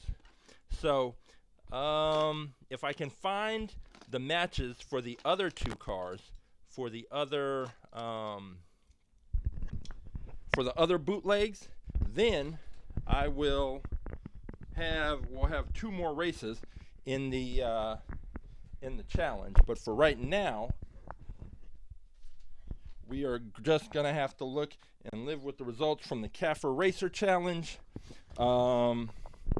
the Ollie Rocket, and the Bugattis.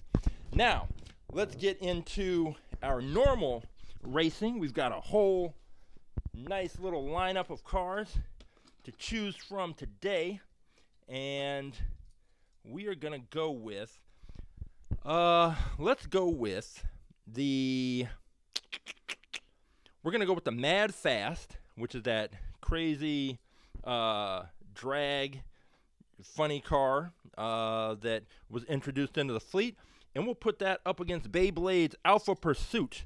So we're gonna go Alpha Pursuit versus Madfast and find out if the Madfast can actually live up to its name.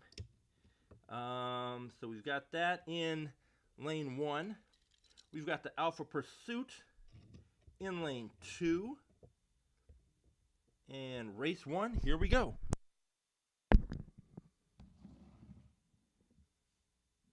Three, two, one, race. Wow, that race was close, and I thought the Alpha Pursuit had it, but as we can see by the solid light at the end, that the Madfast actually took that race, and it must have pulled it out at the end. It looked like the Alpha Pursuit was kind of losing a little speed at the back end, which we were talking about how the sirens stick up on the top of the car, and could that have made the difference? Meanwhile, the Madfast has that big engine sticking up, and that probably didn't help it either, but that was a pretty close race. We're going to see what happens when we line them up again, and this time they will be in the opposite lanes. Madfast in lane 2, Alpha Pursuit in lane 1. Race 2, here we go.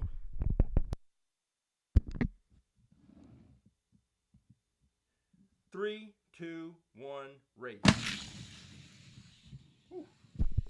Okay, Madfast took that one by a sizable margin, so Madfast will be moving on. The Alpha Pursuit is out, and maybe Beyblade, that was his second police car. Maybe he can find a third that can get in here, get in the mix. I think the last time he picked the Speed Trap.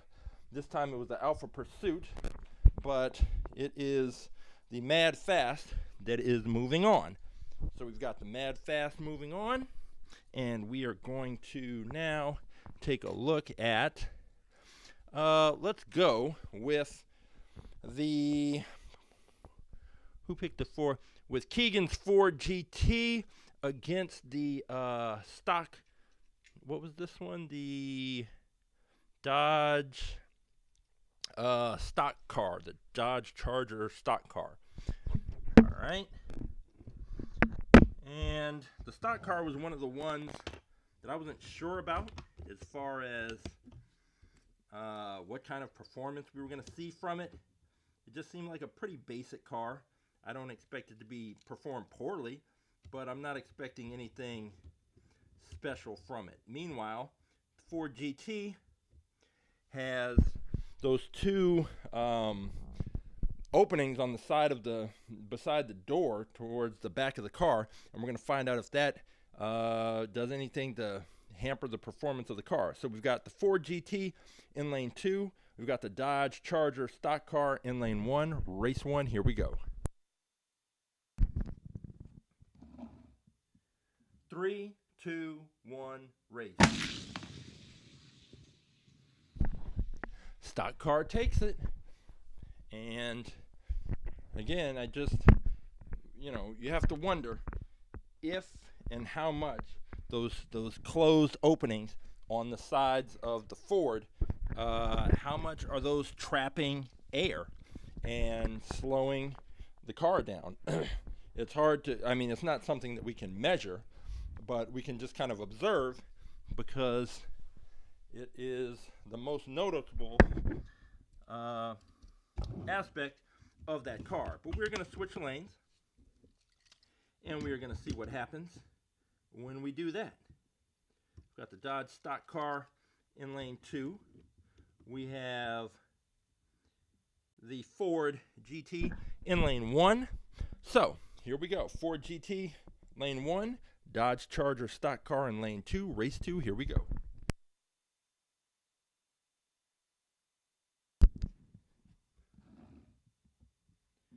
Three, two, one, race.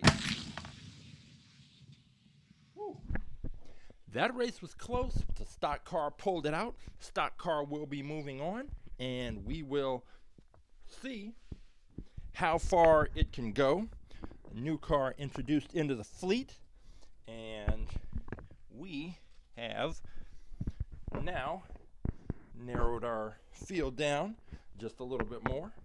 Next up, we're going to go with the, let's see, stock car down here. We're going to go with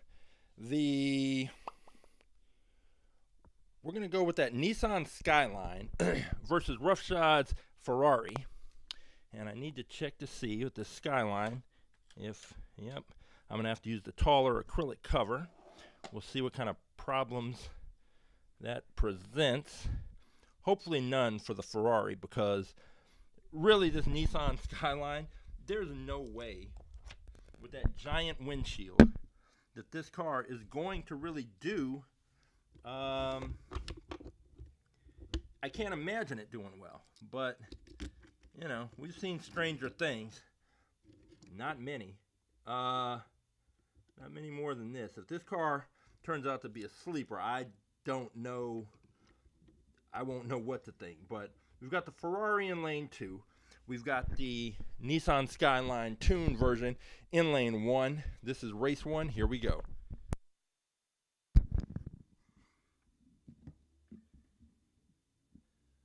Three, two, one, race. And the Nissan Skyline came out and crashed. The Ferrari went down the track, made it down, bounced back. Okay, we're going to line these up again. If this Nissan crashes again, it's done. Disqualified. And we can go back to our standard car racing. It also doesn't help with this Nissan. Part of the problem is that it has tailpipes on the left side. So the tailpipes are sticking out, and that is the only part of the car that is touching the launching block. So it's getting a really weird, that explains why it's getting this really weird push. So if it comes out and crashes again, we'll pretty much know why. So here we go. We're restarting race 1. We've got the Nissan in lane 1. We've got the Ferrari in lane 2. Race 1, here we go. 3, 2, 1, race. Insult to injury. The Nissan crashed, ended up in lane 2. The Ferrari finished the race, came bouncing back, and then crashed into the Nissan on the back end. So the Nissan is disqualified. It really had no shot anyway, but I didn't notice the tailpipes. I'll show a closer look at that when we get back into the garage. But yeah, it's out. Ferrari moves on.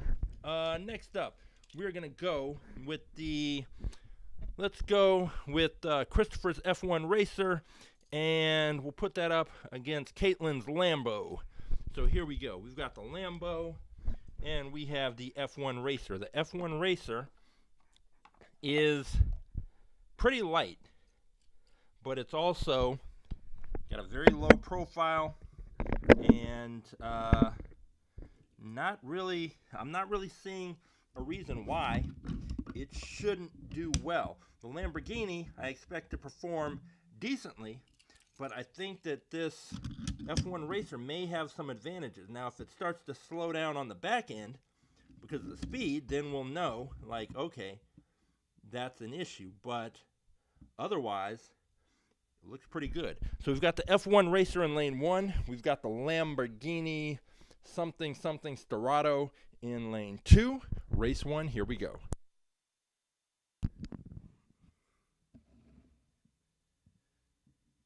Three, two, one, race. And this is why we run the races, because the Lamborghini took it, and with the weight on the F1, it may have come into play. Again, drag is going to work against the forward momentum of the car. And with the lighter cars, we've seen them. Roughshod was saying he could see with the fake cars where there was a weight difference, he could see them slowing down on the camera. Like you could just see it. And in this case, it's not that there's anything wrong with the F1 Racer, it's just light. And we don't know, I mean, just based on everything we can observe, we know what happens with lighter cars. This Lamborghini, however, has got the good aerodynamic profile, and it's right there in the sweet spot in terms of weight. So let's see what happens race number 2. We've got the F1 Racer in lane 1. F1 Racer in lane 2, Lamborghini in lane 1. Here we go, race 2.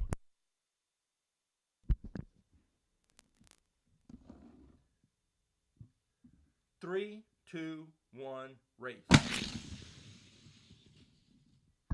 The The Lamborghini went up on two wheels. By the time it got right on the track, it was over. So the F1 racer took that, and now we're going to go to this third and final race, and it's going to be interesting to see. We've had two different results. We had the result in that race was definitely due to the Lamborghini going up on two wheels and coming back down on the track. You can't do that. You're just going to lose too much momentum. So we had that happen, but then in the first race, it appeared that the F1 racer kind of had a slowdown. And was it an actual slowdown resulting from drag, or was it just maybe an unfortunate launch or something? I don't know, but this is the third race. We are going to find out which of these cars is moving on. We have the F1 racer in lane 1. We have the Lamborghini in lane 2. Christopher versus Caitlin. Here we go. Race number 2.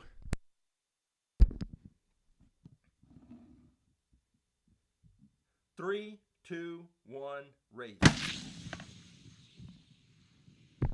F1 comes through, takes it. It looked to be a close race, at least from my end and perspective down here at the start line. But the F1 racer took it, and we'll be moving on. So we've got the F1 racer moved on with Roughshod's Ferrari, with the Dodge Charger stock car, and with Madfast. Next up, we are going to have, who picked this one? Never Ending's Dodge Viper versus the 67 Camaro. So let's see what happens here. We have this matchup. The Dodge Viper. I believe it feels heavy, but it's got even though it's got that curved back end, it does press up very nicely against the launching block, so that's good. The Camaro is a little more narrow than I initially kind of suspected, so we'll have to look out and see if it bounces around the track a bit. But we've got the Camaro set up in lane 1, Dodge Viper in lane 2. Race 1, here we go.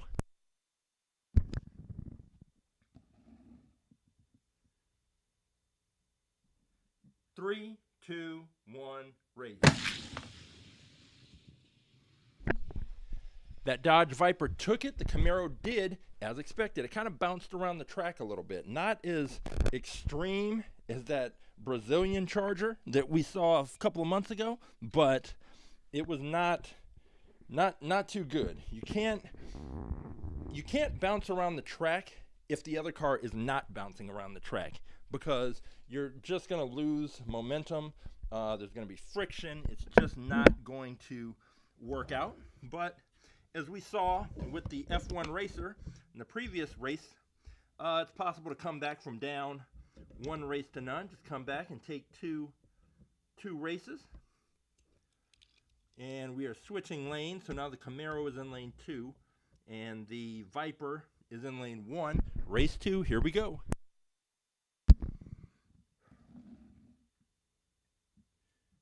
Three, two, one, race. The Viper took it, and took it with ease. The Camaro, again, bounced around the track a little bit. I don't think it had the weight. The Dodge Viper, I think, if I remember correctly, was kind of at the top end of our weight sweet spot, but that's good.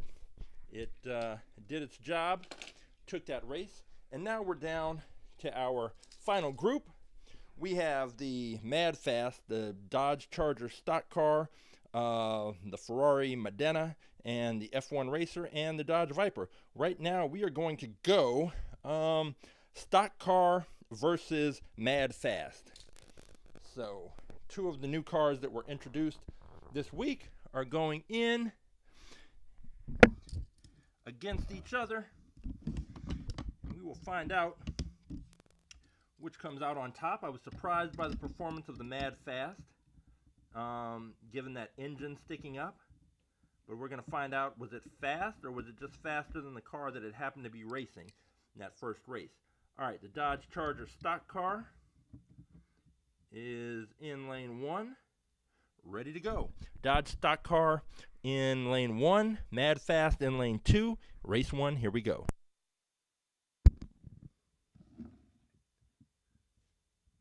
Three, two, one, race. Ooh. Okay, that Madfast was Madfast, and took that race with complete, total ease. And that big engine, if it caused some issues, it was not noticeable in that race. So we are going to set up for race number 2 and see if this Dodge can even make this slightly competitive, because that race was not. Let's go and see what we've got. All right, Madfast, which has those skinny disc wheels in the front. So now I'm no longer going to just knock those skinny disc wheels. We've seen from the Salt Shaker, we've seen from the Formula Solar, that having those disc wheels is not necessarily a guarantee that your car will not perform. In fact, we're starting to see evidence that as long as the car has the right weight, a good aerodynamic design, then you can do it. All right, we've got the Dodge stock car in lane 2. We have the Madfast in lane 1. The Madfast is up 1 race to none. Race number 2, here we go.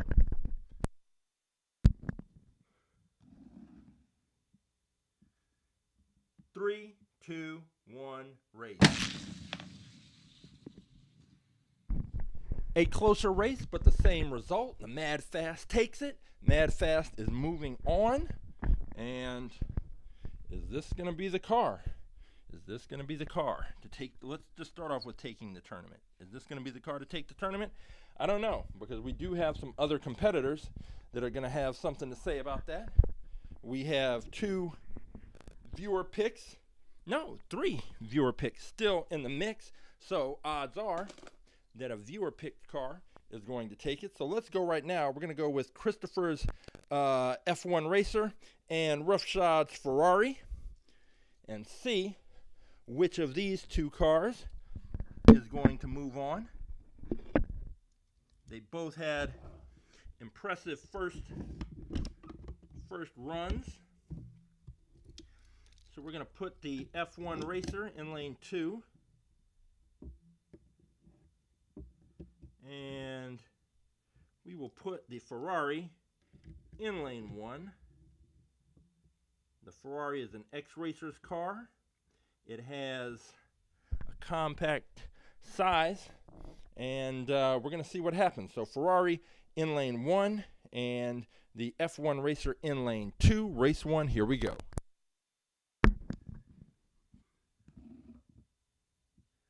Three, two, one, race. Ooh. F1 Racer. Other than that first race that the F1 Racer lost, it's been moving pretty good on the track these last couple of races. It took that one by some distance. That was a pretty decent margin of victory. But we're going to set up and see if maybe the Ferrari got a bad launch, or if it's just not up to keeping up with the F1 Racer. So we are going to switch it up, change lanes, get the launcher set up. We have the Ferrari now in lane number 2. We have the F1 Racer in lane 1. And just need to get it set.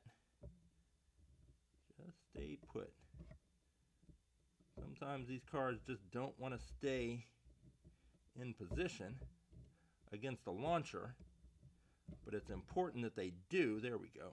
All right, F1 Racer in lane 1, Ferrari Modena in lane 2, race 2, here we go.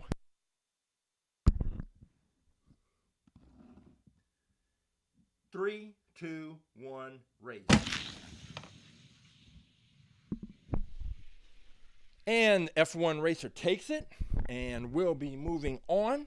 We are now down to three cars. We have the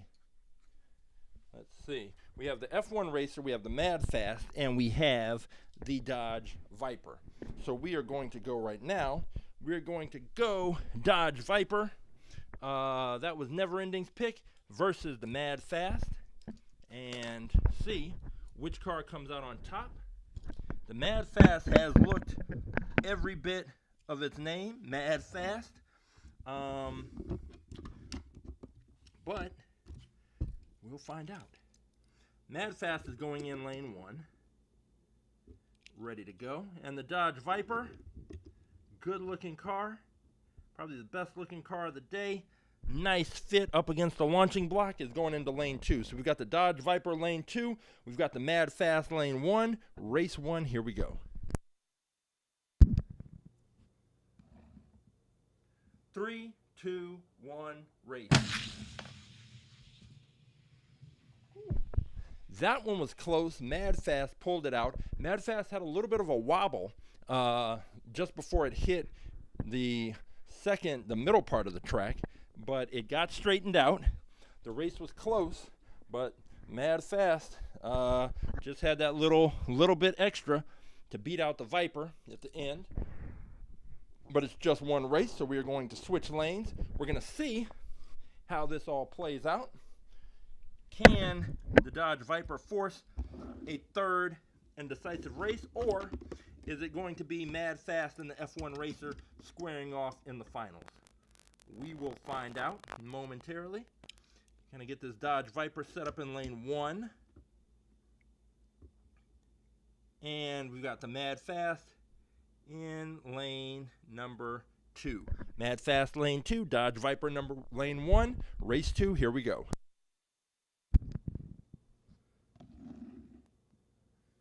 3, 2, 1, race.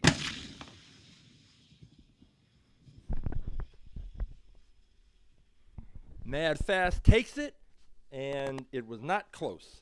We did not need to check the finish line camera or the lights on the finish line at all. Madfast took it, and now our finals are going to be Christopher's F1 Racer versus Madfast, and we are going to see which of these cars is going to be the one that is going to ultimately take on the BlitzSpeeder for the fastest in fleet title. We have the F1 Racer, which it lost the first race, but then came back and has looked really good ever since, against the Madfast, one of the new cars introduced into the fleet today. We are going to put the Madfast in lane 1. We will put, well, presuming it'll stay put, and we're going to put the F1 Racer in lane 2, lined up, ready to go. F1 Racer, lane 2, Madfast, lane 1. This is the finals. Madfast, lane 1, F1 Racer, lane 2, race 1, here we go.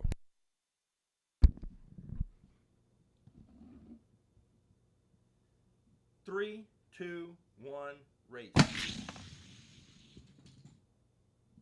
Wow, that race was very close. Madfast took it. Madfast seems to be the car that keeps winning these very close races. The closer the race is, the more the Madfast seems to thrive, and it took that race, but that was close. I think that one could have gone either way. We are going to line the cars up again, and we are going to see if the F1 Racer can force a third and final race. All right, let's go. Lining these cars up. Madfast is now going to be in lane 2. And we are, let's see, going to have F1 Racer in lane 1. And we are ready to go. F1 Racer Lane 1, Madfast Lane 2. This is the finals. F1 Racer needs to take this victory. Otherwise, the Madfast is today's champ. Here we go. Madfast Lane 2, F1 Racer Lane 1, Race 2. Here we go.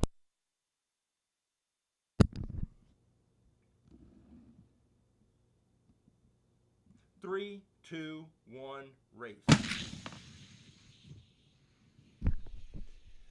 Not as close to the first race. Madfast takes it. Madfast is today's champion, and Madfast has the honor of taking on the BlitzSpeeder. I don't know if it's an honor or if it's a punishment, but we are going to find out.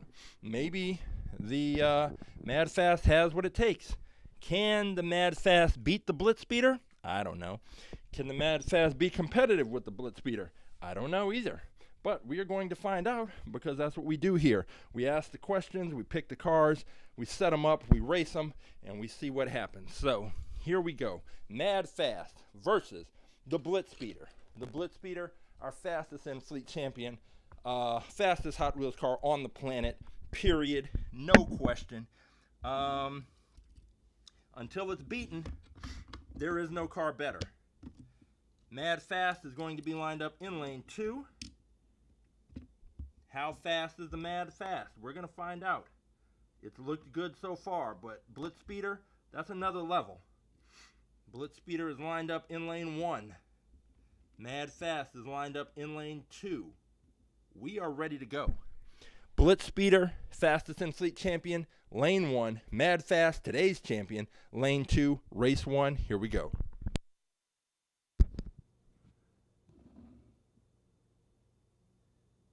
Three, two, one, race. Here comes the BlitzSpeeder.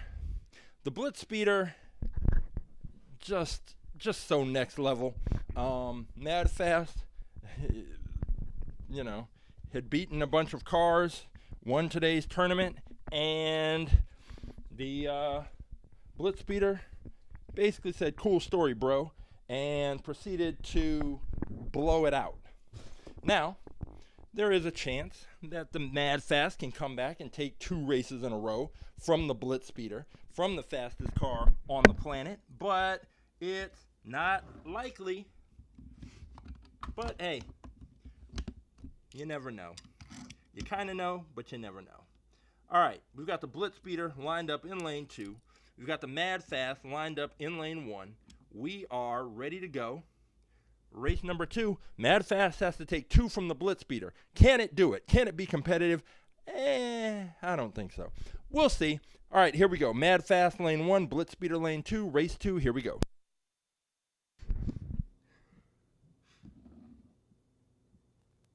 Three, two, one, race. I mean, the Madfast kind of hung in there, sort of, a little bit. But the BlitzSpeeder, at the end of the day, still fastest in-fleet champion, still the fastest Hot Wheels car on the planet. And I'm going to gather up these cars, head back in the garage, and take a look at the winners, the losers, and what's ahead. All right, be back in just a minute.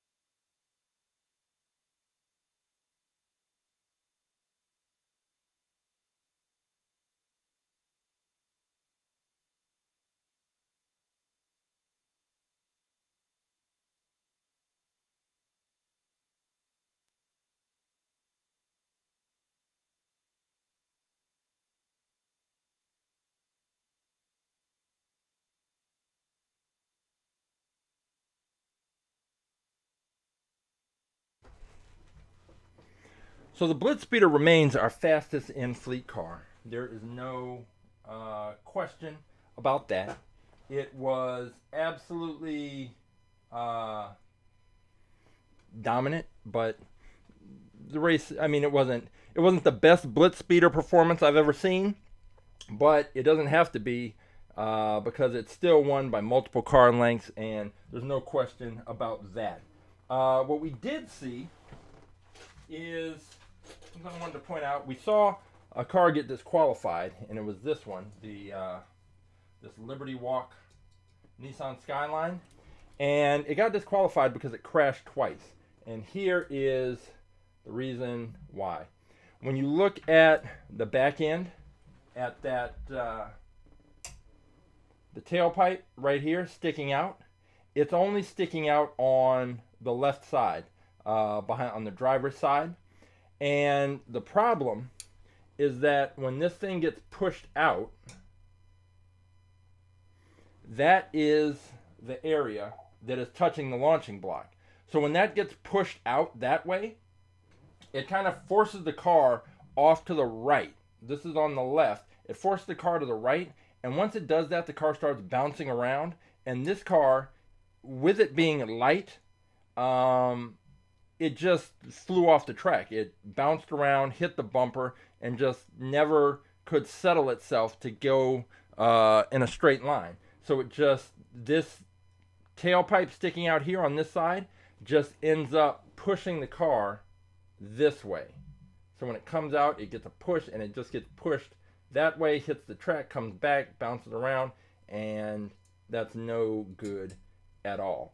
One of the other things that we saw that was a little interesting is that the bootleg cars, well, I'll show you what the problem was with the Golf. The reason why we couldn't race this car is because of those little rings that stick out, that gold ring. When you look at the edge of the tire, it sticks out just a bit, and it does that on the top and the bottom, and that made it too wide to fit into the launch channel on our racetrack. If you look at the real version, it has the ring, but it doesn't stick out like that. So that is how much of a difference it makes when some of these cars have some little extra added features. So that ring sticking out just that much right there made the difference, and that's why this car could not race on the track. Some of the other bootleg cars that we saw, we really saw the weight come into play, because when we're looking at these cars, these bootlegs, these are pretty much identical. Also, I noticed there's another another logo that they bootlegged. I forget if this is it's like Mad Mike or something, some brand, but they bootlegged this logo as well. However, with that being said, these cars, in terms of dimensions, are exactly the same. The difference is the materials used that changes the weight of these cars, and that made the difference because the car that was heavier in all three cases made it down the track faster and opened up a gap. And when you see cars opening up a gap, it means that one car is slowing down more significantly. And in every case, it was the smaller car, and they just weren't able to keep up. So just because a car is lighter does not mean it's going to be a good performer on our track. In fact, it's probably, if it's too light, it's going to be hurt by that lack of size. We saw the same thing with the Bugattis. We saw the same thing with these Ollie Rockets, and that is just how it is. So these cars, cool bootlegs, just little things that I'll set aside, but this is it. There's another group of cars that I have that you see in the stores more frequently, at least here in the US, the metal machines, and I have some of those, and I'm trying to find, basically, they're not as blatantly ripping off Hot Wheels cars as these are, but they're pretty similar. So as soon as I can find the cars that they're matched up with, then we'll have a similar kind of race with the real Hot Wheels car versus the knockoffs. And I still have those Samurai Showdown cars that I picked up in a pack at Walmart around Christmas that I haven't run, but I think it's a similar thing. They're going to be really light, really cheap, and probably have the same outcomes on the track. So we'll work those in at some point, but for now we are just sticking with our Hot Wheels cars, and we have some picks here. Let me see. If I can grab this screen, pull it over here. All right, let's see. Roughshod. Okay, so Roughshod is saying he already raced the RD06 and the RD02. Now he's going for the RD04. All right, let's see what that one looks like. Number 266, that's going to be his pick for next week, and we'll stick that in the wind tunnel on Wednesday. 266 right here. Okay, so this one, now this one is different because the other the RD04 and RD06, I'm sorry, RD06 and the RD02, one of those, they're much more kind of like these futuristic race cars with kind of like a lot of sharp angles. This has a more safari type crossover vibe to it. We'll throw it in the wind tunnel on Wednesday and see exactly what the aerodynamic profile, how that all shakes out and what that looks like. But I will write this number down. That is Roughshod 266 and 266. That is the RD06. Oh, no. This is the RD04. He already raced it. All right, so we got the RD04. Let's see. Coach for Wind Tunnel Wednesday. Okay. Christopher has a couple that he wants to take a look at in the wind tunnel. That's a good move. If you've got cars that you're considering, that's the best place to kind of get. You won't get all the information that you need, but you'll get enough about the aerodynamic profile that you should be able to make a determination as to which car will perform better on the track. And so I'll get those pulled on Wednesday for Christopher, and we'll take a look and see which one he decides to go with. And then Beyblader 317, he's going with the Rogue Hog. And let's see. All right, and if I'm wondering, is the Rogue Hog, is it a let's see, is it another cop car? Let's see, 317. It is. I think he's picked every police vehicle that we have in the fleet, and eventually he's going to find one that's going to get the job done. This one, now see, I like this one as a better pick versus the Alpha Pursuit, only because I'm looking at the sirens, and they're not sticking up in the same way. We've also got the hood, the windshield / roof, which is kind of similar to what we see with the BlitzSpeeder, where there's that very smooth transition between the hood and the windshield and the roof line going off to the back. So I like that. I like that pick a lot. We will see how it comes out on the track. We have, I don't even know if we have any other police cars in here. I think those are the three: the Speed Trap, the Alpha Pursuit, and this one. There may be one more that I'm not thinking of, but I like this as a pick. So I'll be curious to see how this performs on the track next week, and we will also throw that one in the wind tunnel along with some of the other cars that we had today, like Keegan's Ford GT. I still think that these little pockets on the side of the car, I think that just worked to slow the car down. and I don't know that I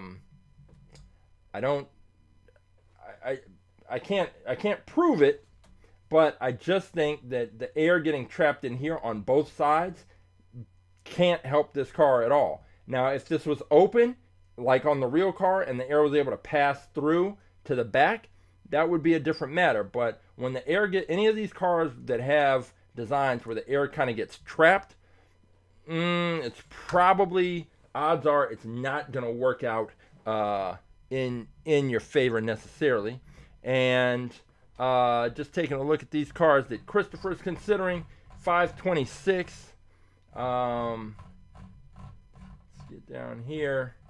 Car number 526 is the Indy Oval. So he's considering the Indy Oval, and this is the blue version as opposed to the other version that we raced today in the bootleg challenge. And then he's also considering this the Oracle, that F1 car that was it's number 802. It's this one, and that is the other one that he's considering. So we'll put those in the wind tunnel on Wednesday, and he'll make a pick. So one of these cars will most likely be showing up to race next week.